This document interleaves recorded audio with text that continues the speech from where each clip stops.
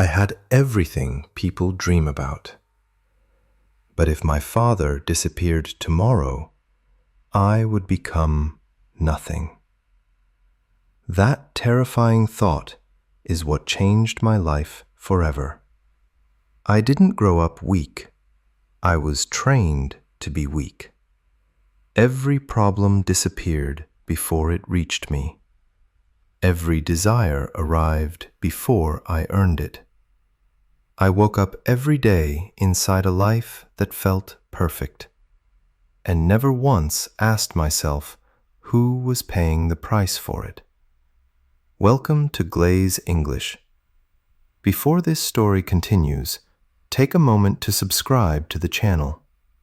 Your support helps us create more powerful English stories like this.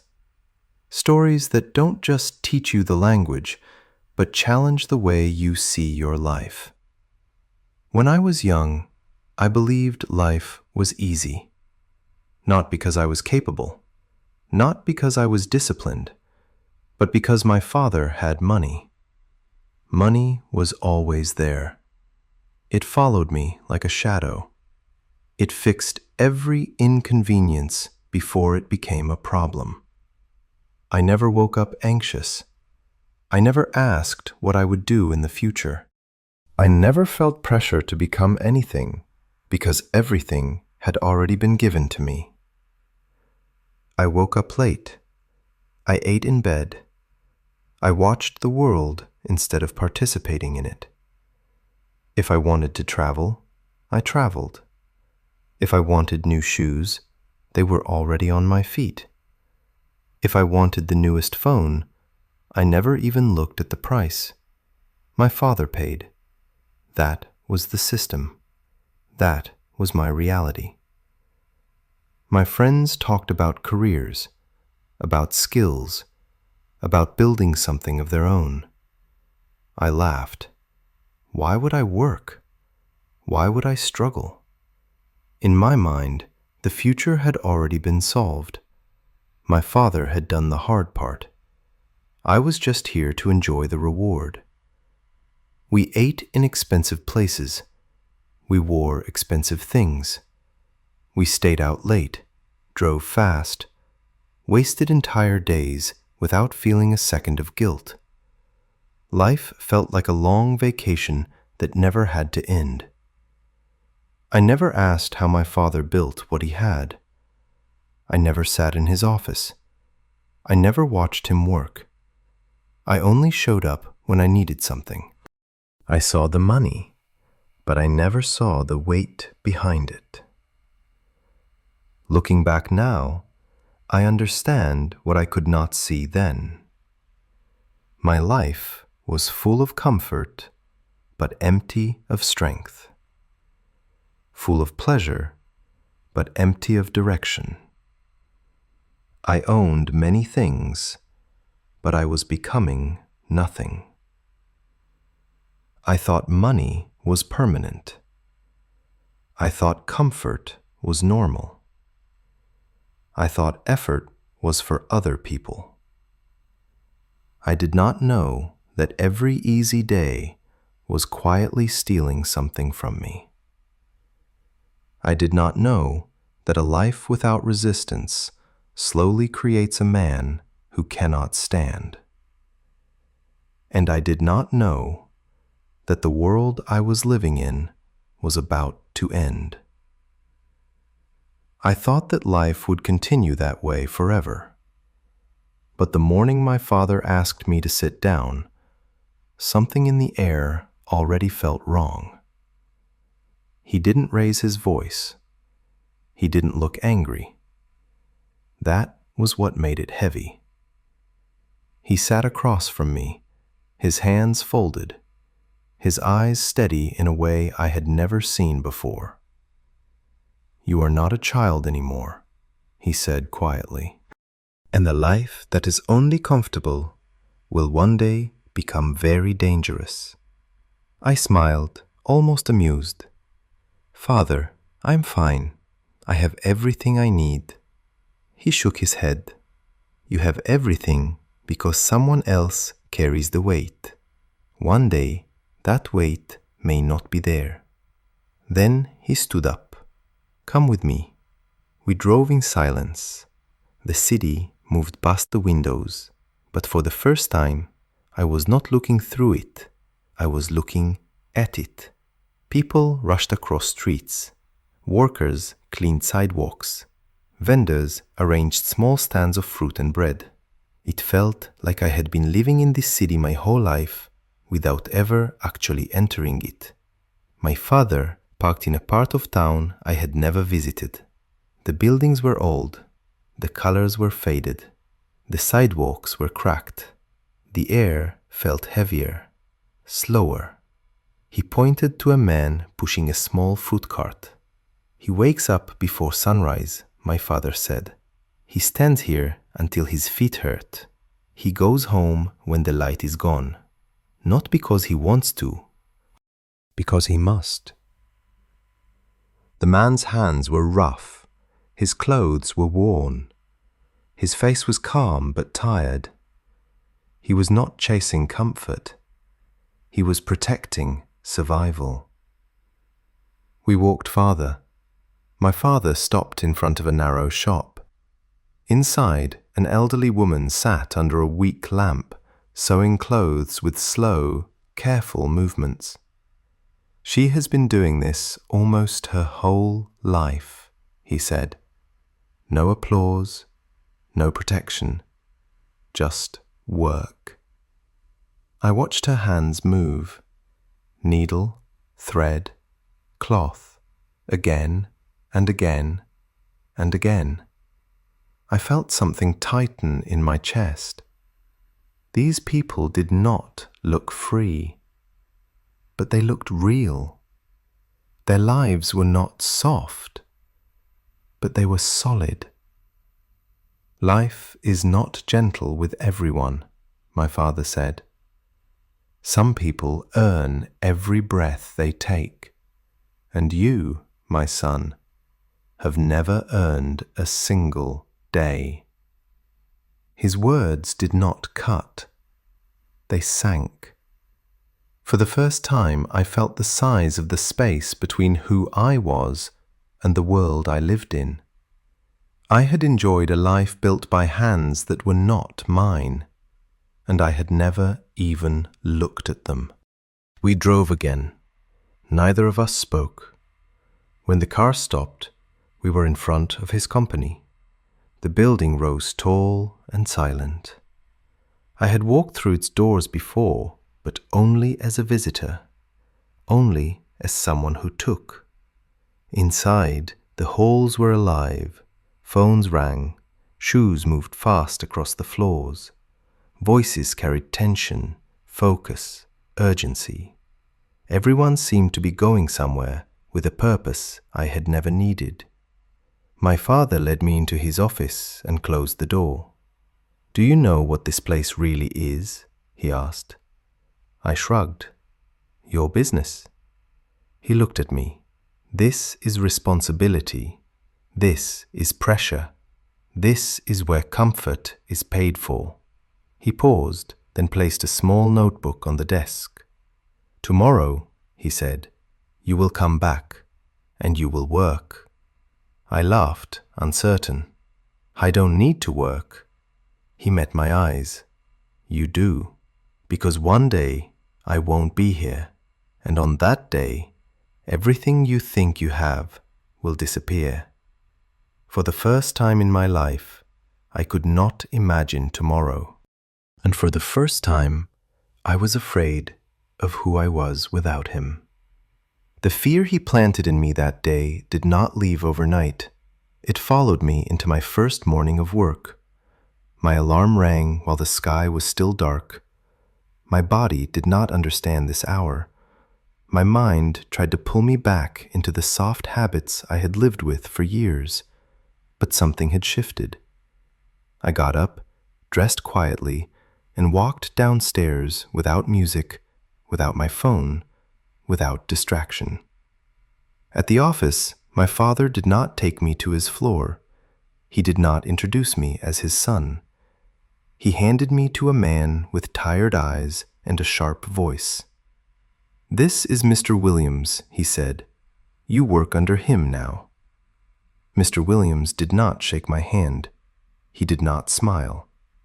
He led me through narrow rows of desks into a small room where the air felt still and heavy. He placed a chair in front of a low desk and dropped a thick stack of papers onto it. "Check the numbers, find the errors, mark them, and don't waste time." That was it. No welcome, no explanation, just work. I sat down and stared at the pages. At first, the task felt simple. Lines, columns, totals. But after a while, the numbers began to blur. My eyes burned, my shoulders tightened, my back stiffened against a chair that offered no comfort. I shifted, then shifted again. There was no position that made it easier. Around me, keyboards clicked, pages turned, phones vibrated softly. Nobody spoke, nobody rested. The room moved with a quiet seriousness that made me feel like the only outsider in a place where everyone else belonged. After 1 hour, I wanted to stand. After 2, I wanted to leave. I told myself I had done enough, but the stack in front of me had barely moved. When lunchtime came, I reached into my bag. The food was simple. I ate slowly, hoping the moment would stretch. It didn't. People finished quickly and returned to their desks. No conversations, no comfort, just motion. The afternoon pressed harder. My head throbbed. My fingers felt slow and clumsy. When Mr. Williams returned, he looked over my work in silence. Then he slid the papers back. "These are wrong. Do them again." I opened my mouth. Excuses gathered on my tongue. But when I saw his face, they fell away. He was not cruel. He was not impressed. He was simply working. And in his world, work had standards. So I nodded, and I started again. When the day ended, I walked out with legs that felt hollow. My father was waiting near the entrance. He did not ask questions. He only looked at my face. And for the first time, he did not see comfort there. The next morning was worse. My body ached in places I did not know could ache. My hands were stiff. My neck was tight. I moved slowly, as if I had aged overnight. At my desk, the papers were waiting. Mr. Williams stood behind me. "You were slow yesterday," he said. "Today, you work faster." I wanted to say something. I wanted to explain how hard it was. But no one else was explaining. Everyone else was working. So I lowered my head, and I began. That day, I forced my eyes to stay where they wanted to wander. I forced my mind to return when it tried to escape. I learned how to sit with discomfort instead of running from it. Before lunch, I finished the stack. Mr. Williams reviewed the pages. He paused once, then again. Then he nodded. Better. One word. Quiet. Flat. But inside me, something stood up. It did not feel like pride. It felt like proof. Days continued. The office did not become kinder. The chairs did not become softer. The work did not become lighter. But I began to change. I stopped watching the clock. I started watching the numbers. I stopped counting minutes. I started counting corrections. I made mistakes. I fixed them. I made fewer, then fewer again. In the lunchroom, I listened. The workers spoke about children, about rent, about health, about pressure. They laughed for short moments, then returned to their tasks. Their lives were not easy, but they were held together by effort. I had never sat among people like this before. People who were not waiting to be saved. Weeks passed. My hands moved with more certainty. My eyes learned patterns. My back still hurt, but I no longer feared the pain. It became part of the day, something to work through, not something to escape. Mr. Williams spoke less. When he corrected me, his voice was calmer. Once, as he walked past, he stopped and said, "This one's clean." I watched him leave, and something unexpected filled my chest. Not relief, respect, from someone who had no reason to give it. Months passed. The work began to extend beyond numbers. I learned how reports were built, how decisions were supported, how mistakes became problems, and how problems became consequences. I saw how one small error could travel through a system and return larger, heavier. I began to understand money, not as something you hold, but as something you carry. I noticed how the office changed throughout the day, how tension rose when deadlines approached, how voices lowered when serious calls came in, how people stayed when the sun had already left. And slowly, I noticed my father. Not when he gave instructions, but when he listened. When he sat alone studying documents. When he stood in meetings absorbing blame that was not his. When he made decisions that affected people he would never meet. For the first time, I did not see him as a source. I saw him as a structure.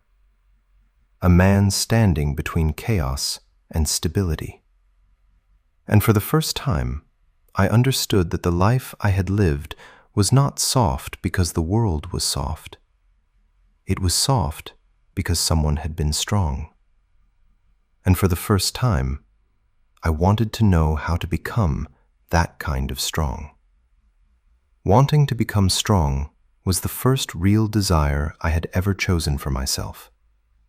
The days no longer blurred together. They began to shape me. My work changed before I fully noticed that I had changed. Tasks that once overwhelmed me now asked something different. Precision, judgment, responsibility. I was given more than pages to check. I was given problems to solve. Small ones at first, then heavier ones. I learned how to organize my time, not to escape work, but to respect it. I learned how to speak clearly, how to listen without defending myself, how to accept correction without feeling attacked. I learned that discipline was not punishment. It was structure. And structure created freedom of a different kind. Not the freedom to waste days, the freedom to use them. I began arriving early, not because anyone demanded it, because the quiet of the office before the noise felt honest. I could think there. I could prepare. I could improve. I started staying late, not because I was slow, because I wanted to understand what I was building. Something unfamiliar grew inside me. Ownership. I no longer asked, "What do I get?" I began asking, "What is needed?" And in that shift, I felt something I had never felt before. Self-respect. Not the kind that comes from wearing something expensive, the kind that comes from carrying weight and not putting it down. My conversations changed. I spoke less about what I wanted to buy, more about what I wanted to learn. I paid attention when people explained processes. I watched how problems moved through the company, how one decision created 10 consequences, how leadership was not control, but responsibility multiplied. The office was no longer a place my father owned. It became a place I belonged. And in that belonging, I finally saw him. Not across dinner tables, not as a voice that approved or refused, but as a man standing inside complexity every day.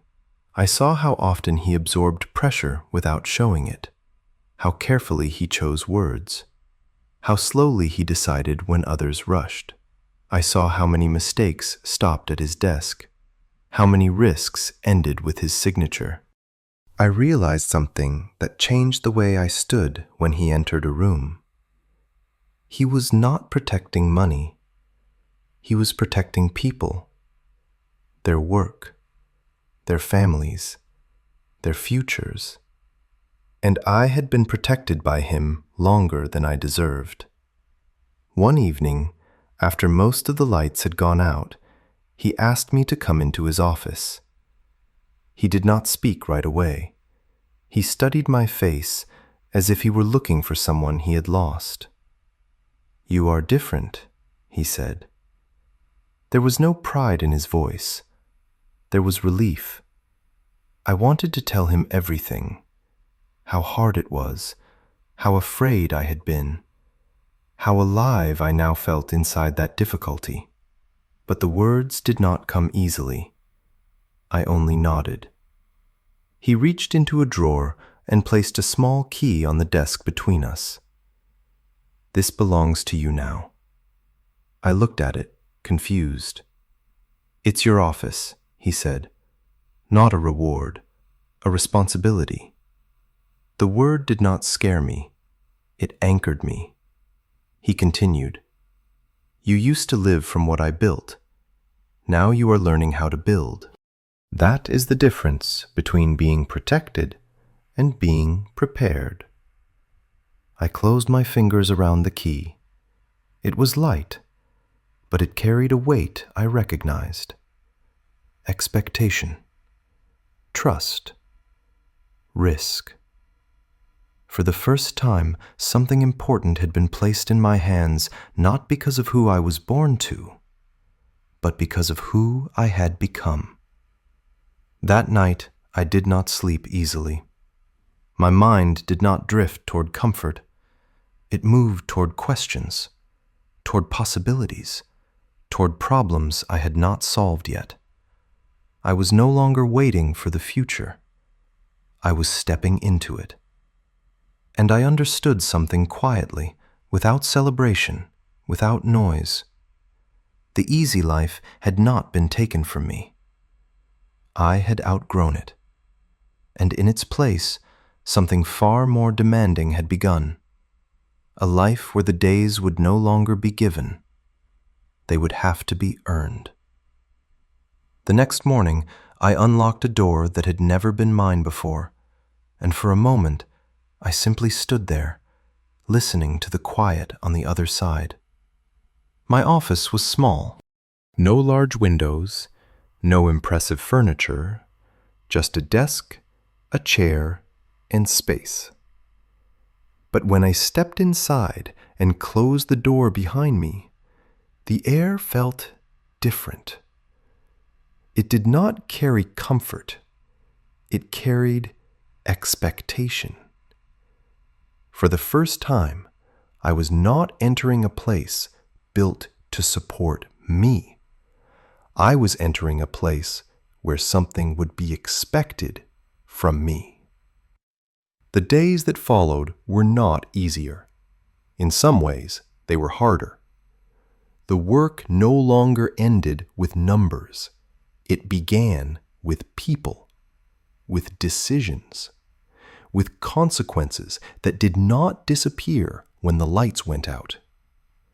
I made mistakes, real ones, mistakes that affected timelines, mistakes that created tension, mistakes that forced conversations I would once have avoided. There were mornings when I questioned whether I was ready, evenings when the weight of responsibility followed me home. But I did not run. Each problem demanded something new from me: patience, judgment, courage. I learned that leadership was not about being right. It was about being accountable. It was not about being seen. It was about standing when others could not. Slowly, I began to feel something I had never known: stability. Not the kind that comes from money in a bank, the kind that comes from knowing you can face what arrives. I watched my days change. They were no longer empty spaces waiting to be filled with pleasure. They were structures, built with intention, divided by priorities, measured by progress. And as my days changed, so did the way I saw my past. I did not hate the boy I had been. I understood him. He had lived inside a world where effort was invisible and protection was constant. He had confused comfort with strength and possession with power. He had believed that because life was easy, he was capable. Now I knew better. Life had been easy because someone else had been capable. The real world did not reward those who waited. It responded to those who built. I began to see money differently. It was no longer something I reached for. It was something that followed. It arrived behind work, behind systems, behind decisions, behind risk. It was not the goal, it was the echo. And in that understanding, something inside me settled. I was no longer afraid of losing what I had, because what I had now was not something that could be taken. It was something I carried. Skill, discipline, the ability to enter uncertainty and shape it. When I looked at my father, I no longer saw distance. I saw continuity. He had not raised me to inherit comfort. He had forced me to earn character. And that was the real inheritance. Looking back, I sometimes smile at the life I once protected so carefully. The late mornings, the endless spending, the effortless days. They felt rich, but they were light. They had no weight, no resistance, no depth. The life I live now is heavier, and because it is heavier, it is real. I am ready for the future. Not because I know what will happen, but because I know who I am when it does. Not because I have money, but because I have learned how to create. And that knowledge, once earned, is something no one can ever take away. Stories like this are not really about money. They are about identity. They are about the quiet line between being protected and being prepared. Many people grow up believing that safety comes from what they have: family, connections, luck, circumstances. But safety that comes from outside is fragile. It can disappear without warning. When it does, what remains is not your lifestyle. What remains is you. The true turning point in this story is not the office, the job, or even the key.